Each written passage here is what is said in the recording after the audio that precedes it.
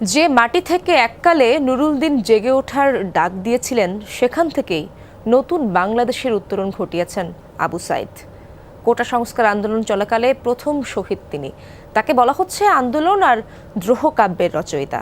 তার দুই হাত তুলে শাসকের বন্দুকের সামনে দাঁড়িয়ে থাকা দৃশ্য নিরন্তর উদ্দীপনা দিয়ে যাচ্ছে শিক্ষার্থীদের। অভিভাবক আর সহপাঠীদের চাওয়া সাইদ সহ সকল শহীদকে জাতীয় মেধা যোদ্ধার বীর খেতাব দেয়া হোক। জাতীয় বীরের স্বীকৃতি ও সাহসের ইতিহাস সংরক্ষণের দাবি শিক্ষকদের।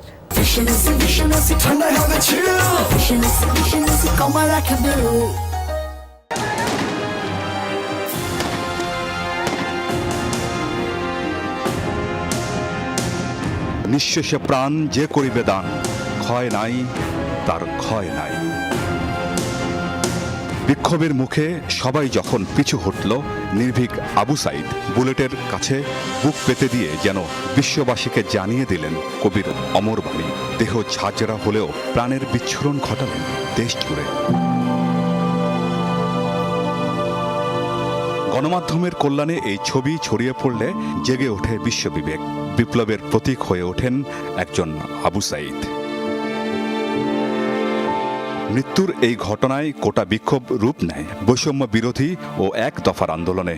ঘটনা ধামাচাপা দিতে করা হয় বিতর্কিত এফআইআর এবং নাবালক আসামি। রক্তাক্ত জুলাই জন্ম দেয় ছাত্র জনতার অভ্যুত্থান।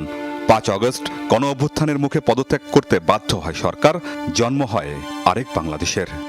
একের পর এক যখন গুলি চলছে আর যখন হাত সোজা করে দাঁড়িয়েছিল, তখন সে শুধু আর একটা সময়ের বীর হয়ে থাকবে না, সে ইতিহাসের একটা প্রতিবাদী চরিত্র হয়ে থাকবে। এই বৈষম্যের বিরুদ্ধে, অন্যায়ের বিরুদ্ধে তিনি আবু সাইদ কিন্তু আমাদের সমগ্র বাঙালিকে, বাংলাদেশকে জাগ্রত করেছে।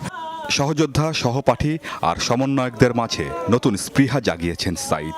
কোটা বৈষম্যের বিরুদ্ধে নয়, সোচ্চার হতে হবে রাষ্ট্র সংস্কারে। তার প্রাণ উৎসর্গের দিনটিকে শহীদ দিবস এবং সাইদের মেধা যোদ্ধার বীর খেতাবে ভূষিত করতে চান তারা।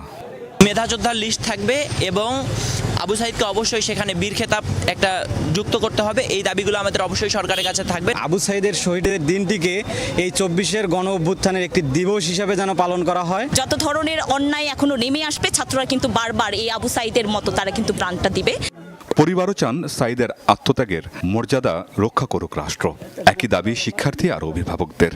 নতুন সরকারের কাছে আমাদের একটাই চাওয়া, আমাদের যেই দিন আবু সাইদ ভাইয়া মারা গেছে ওই দিন আমাদের শোক পালন দিবস করা হোক। যারা রাষ্ট্র পরিচালনা করবেন, তাদের এই আশাগুলো, স্বপ্নগুলো বাস্তবায়ন করতে হবে। আমার ছেলে প্রথম শহীদ হয়েছে,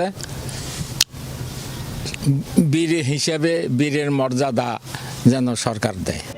রোকেয়া বিশ্ববিদ্যালয়ের ইংরেজি বিভাগ থেকে অনার্স ফাইনাল পরীক্ষার ফলের অপেক্ষায় ছিলেন সাইদ, যা প্রকাশের আগে মিলে গেছে অমরত্বের সনদ। আমিন বাবু, যমুনা নিউজ।